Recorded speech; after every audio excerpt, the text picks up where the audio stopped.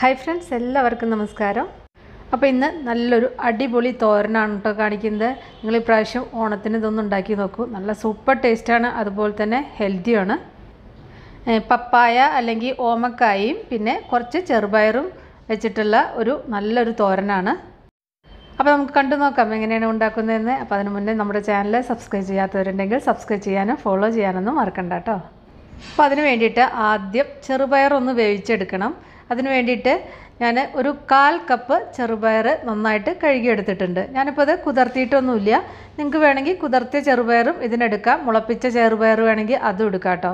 കുതിർത്തിയതാണെങ്കിൽ പെട്ടെന്ന് വെന്ത് കിട്ടും, ഗ്യാസും ലാഭമാണ്. അപ്പോൾ പറഞ്ഞ പോലെ ഞാൻ ഈ ചെറുപയർ കുതിർത്തിയിട്ടൊന്നുമില്ല. അപ്പോൾ പെട്ടെന്ന് ഉണ്ടാക്കണമെങ്കിൽ ഇങ്ങനെ വേവിച്ചെടുത്താലും മതി. അപ്പോൾ ഇത് ആവശ്യത്തിനുള്ള വെള്ളം ഒഴിക്കുക. വെള്ളം ഒരു 1/4 കപ്പ് വെള്ളം ഒഴിച്ചിട്ടുണ്ട്. വേണമെങ്കിൽ 1.5 കപ്പ് വരെയും വെള്ളം ഒഴിക്കുക കേട്ടോ, കുറവാണെന്ന് തോന്നുകയാണെങ്കിൽ. ഇതിനി വെയിറ്റൊക്കെ ഇട്ടിട്ട് ഹൈ ഫ്ലെയിമിൽ ഒരു 5-6 വിസിൽ വന്നു കഴിഞ്ഞാൽ അത് കറക്റ്റായിട്ട് വെന്ത് കിട്ടും. വെന്തിങ്ങനെ കുഴഞ്ഞു പോവാത്ത രീതിയിൽ വേണം വേവിച്ചെടുക്കാൻ കേട്ടോ. അപ്പോൾ ചെറുപയർ വെന്ത് വരുന്ന സമയം കൊണ്ട് ഓമക്കായ റെഡിയാക്കാം.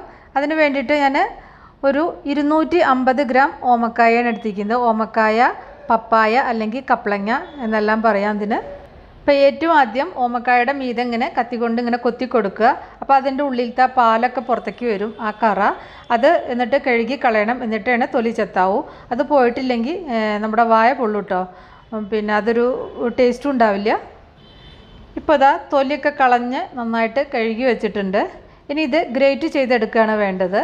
ഞാനിപ്പോൾ ഇത് ഗ്രേറ്ററിൻ്റെ ആ വലിയ ഹോള് കൂടിയാണ് ഗ്രേറ്റ് ചെയ്തെടുക്കുന്നത് കേട്ടോ. അപ്പോൾ നന്നായിട്ട് ഇത് ഗ്രേറ്റ് ചെയ്തെടുക്കുക. അങ്ങനെ ആകുമ്പോൾ പെട്ടെന്ന് വെന്ത് കിട്ടും, തോരന് നല്ല ടേസ്റ്റും ഉണ്ടായിരിക്കും. അരിയാകുമ്പോൾ നമുക്ക് കുറേ സമയം എടുക്കും, പിന്നെ അത് കുറച്ചും കൂടി നല്ലതാണ് അങ്ങനെ ഗ്രേറ്റ് ചെയ്തെടുക്കുമ്പോൾ. ഇനി നിങ്ങളുടെ കയ്യിൽ ഗ്രേറ്റർ ഇല്ലെങ്കിൽ നന്നായിട്ട് കൊത്തി അരിഞ്ഞെടുത്താൽ മതി. നല്ല നൈസായിട്ട് അരിഞ്ഞെടുക്കണം കേട്ടോ. ഗ്രേറ്റ് ചെയ്ത പോലെ തന്നെ അരിഞ്ഞെടുത്താൽ മതി. ഇപ്പോൾ ഇതാ ഗ്രേറ്റ് ചെയ്തെടുത്തിട്ടുണ്ട്. ഇപ്പോൾ ഇത് നമ്മൾ കപ്പ് കണക്കിന് പറയുകയാണെങ്കിൽ ഒരു 2 കപ്പ് ഗ്രേറ്റ് ചെയ്ത ഓമക്കായ ഉണ്ട് കേട്ടോ. ഓമക്കായയുടെ ഗുണങ്ങളൊന്നും ഞാൻ പറയണ്ടല്ലോ. വയറിന് ഏറ്റവും നല്ല ഒരു ഫ്രൂട്ടാണ്. വെജിറ്റബിളായിട്ടും ഫ്രൂട്ടായിട്ടും കഴിക്കാൻ പറ്റുന്ന ഒന്നാണ് ഈ ഓമക്കായ.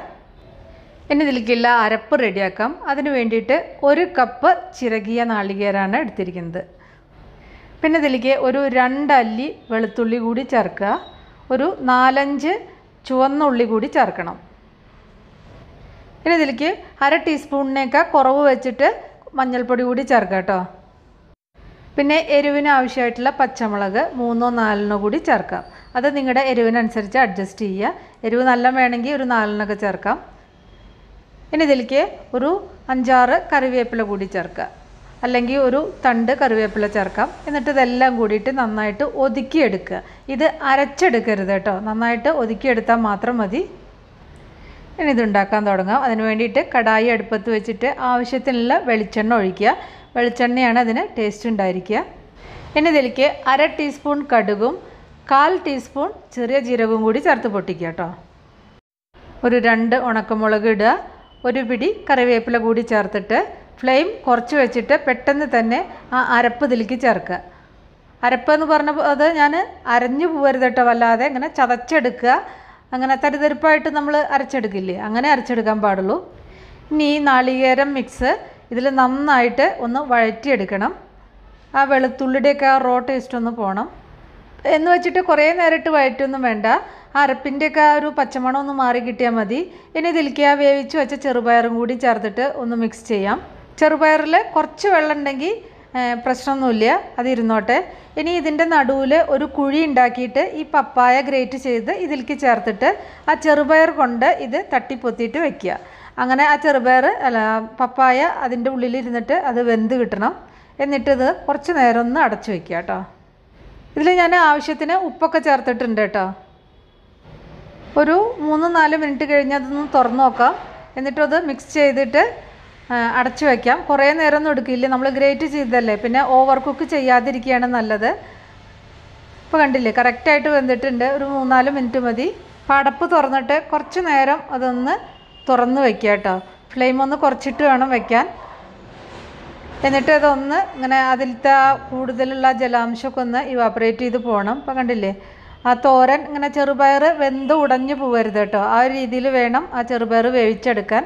ചെറുപയർ വേറെ കാണണം. അപ്പോൾ കണ്ടില്ല ഇങ്ങനെ ഒലർന്ന ടൈപ്പിൽ ആയിരിക്കണം ഇത് ഈ തോരൻ. നല്ല സൂപ്പറായിട്ട് കിട്ടിയിട്ടുണ്ട്. ഇതിൻ്റെ ടേസ്റ്റ് എന്ന് പറഞ്ഞാൽ പറഞ്ഞറിയിക്കാൻ പറ്റാത്ത ടേസ്റ്റാണ്. സദ്യക്കും അതുപോലെ തന്നെ ഇപ്പോൾ കഞ്ഞിയുടെ കൂടെ കേർഡ് റൈസിൻ്റെ കൂടെയൊക്കെ നല്ല സൂപ്പർ ടേസ്റ്റാണ്. അപ്പോൾ നിങ്ങളെല്ലാവരും ഉണ്ടാക്കി നോക്കിയിട്ട് നിങ്ങളുടെ ഫീഡ്ബാക്കൊക്കെ അറിയിക്കുക.